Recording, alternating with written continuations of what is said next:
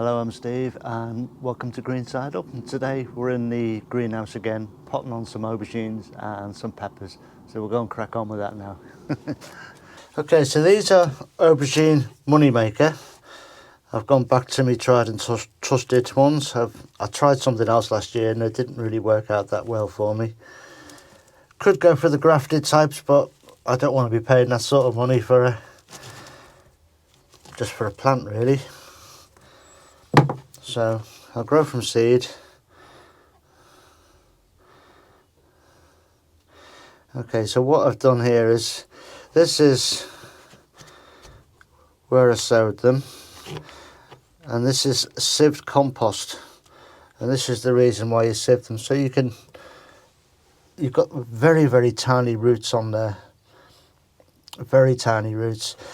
If that compost was any thicker and had all the bits that this compost here has got in it, you know, there's bits of stick and all sorts, these roots would get tangled around them in that seed compost, and from there they can break when you're pricking them out, and there's no point in doing that to your plant when it's brand new. So this is why I always sieve my compost for seedlings. Compost in these trays isn't sieved, it's just straight out the bag, and it's actually a new compost to me.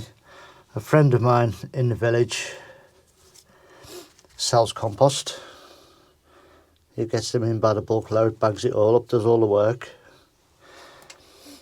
and he's just given me a couple of bags to try, so I'm trying them,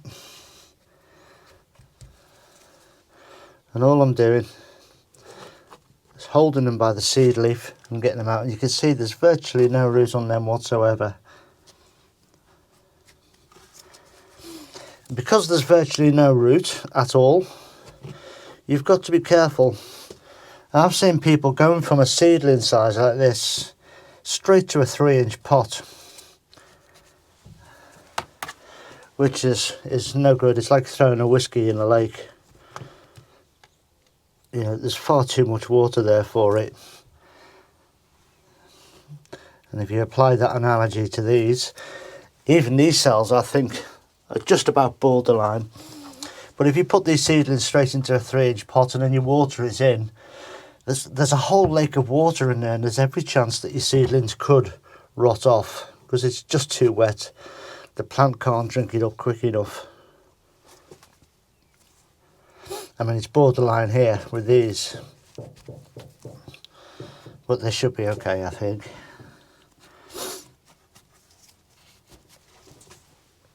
So the next potting on, they will go from these trays into a 3-inch pot, and then they'll go up through the pots until I eventually plant them out. So they'll probably come out of these cells and be potted on 2, maybe 3 more times.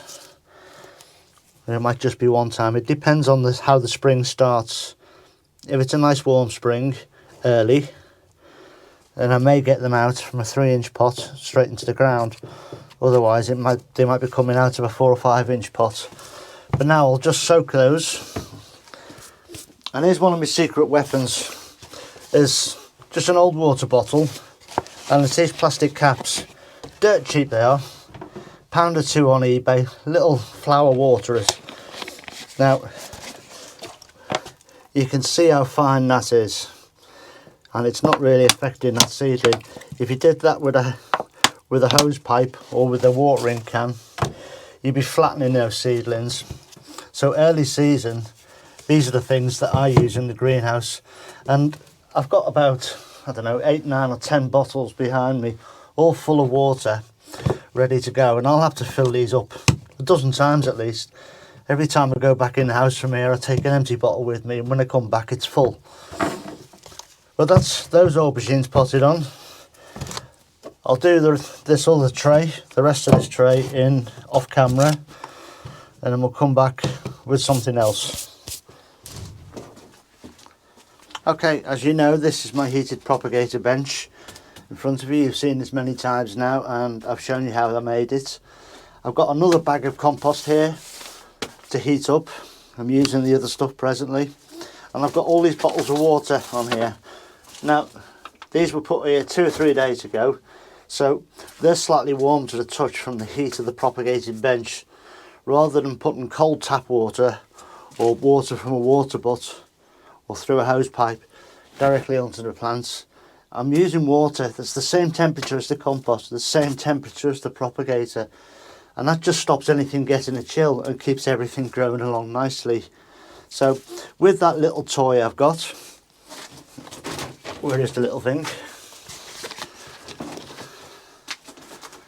With this little toy here, it's just simply a case of unscrewing, putting the next one on, and we're ready to go, and water.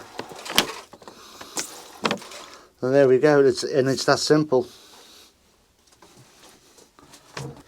So next up here are my sweet peppers, and these are California Wonders.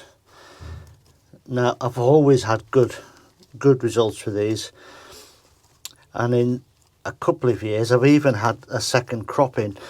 I get a first flush of fruits, and then they die off a little bit, die back or stop producing, but then they'll come again. And those times were sort of end of May into June, and then again in sort of very early September. I was getting 2 flushes of fruit, and that happened 2 or 3 years in a row for me. But last year I wanted to try the pointy peppers, and I finally got round to getting some. Been wanting to do it for years, just kept buying the same ones that I've always used, and I got peppers, but they didn't ripen for me. And considering the weather we had last year, admittedly at ripening time it had gone fairly chilly in the UK, but I still expected more ripe ones than I got. I did get a few ripe ones, but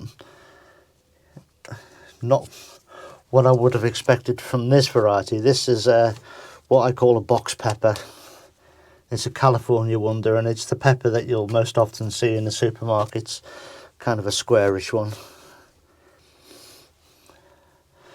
These have always worked for me and been very good, which means that this year they probably won't, now that I'm saying it on camera and making an official record of it. But let's hope I'm proved right.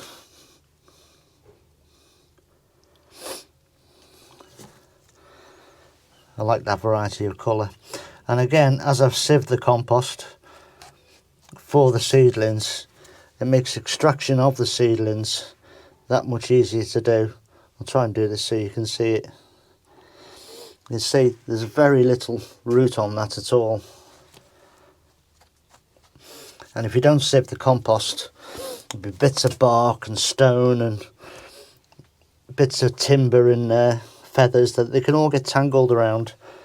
And when you're trying to prick them out, it breaks the roots and sets the plant back. They'll still grow. It just sets the plant back a little bit while it grows that root again. So if we can avoid that, we will.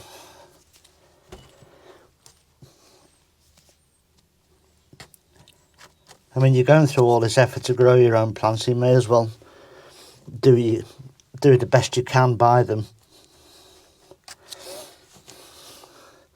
So these have all grown without lights.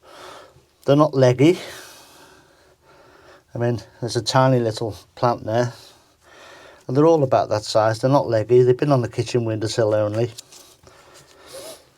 And when I come to pot these on into little pots later, this whole plug will be put. What I have a tendency to do, I'll show you in this lid, is I will put a little bit in the bottom of a tray and then put the whole plug on the bottom and then top the compost up from there. So the bottom of that plug is going literally 1/2 centimetre to 1 centimetre from the bottom of the new pot. So it deep plants every time. So if it does start to go leggy, you can take that problem away from yourself. So there's one tray done. I'll complete the rest. I've got another tray of these in the kitchen, so I'll finish them up. So that's it, they're all potted on now. I've got my aubergines here. There's 24 of them and 24 of the sweet peppers, and You know, I more than likely won't be putting all these in the ground. Grew far too many peppers last year, but I had them and nobody wanted to take them off me, so I planted them. But I think last year people were a little bit concerned about contact with other people and things they touched, so I don't think they really wanted that direct contact with people. What I'm doing here is, where the seedlings have just been knocked over a little bit by the watering, just propping them up a little bit so that they don't touch the soil. It just helps to stop with damping off. So they'll do. These peppers are a long growing season, as are the aubergines really, but these will kick off a lot quicker than the peppers will. I mean, in 2 months' time they'll still only be about this sort of tall, because I'm not using lights for them. I don't bother with that. Have got a light, as I've said before. I'm going to set up on the other half of that, and I may put one tray of each of these under it just as a comparison, because that's what I want to see this year, is the difference between different growing rates under light and not under lights. So that's it for today anyway. I'm waffling now, I better go. I'll go and have a cup of coffee. Thanks very much for coming in and watching. Thanks for subscribing if you're new here. Thanks very much, and you're very welcome. If you're looking in now and you're not subscribed, just hit the little red button down there. Doesn't bite, nor do I, and I'll see you in a couple of days. Stay safe everyone. Ta-ra now.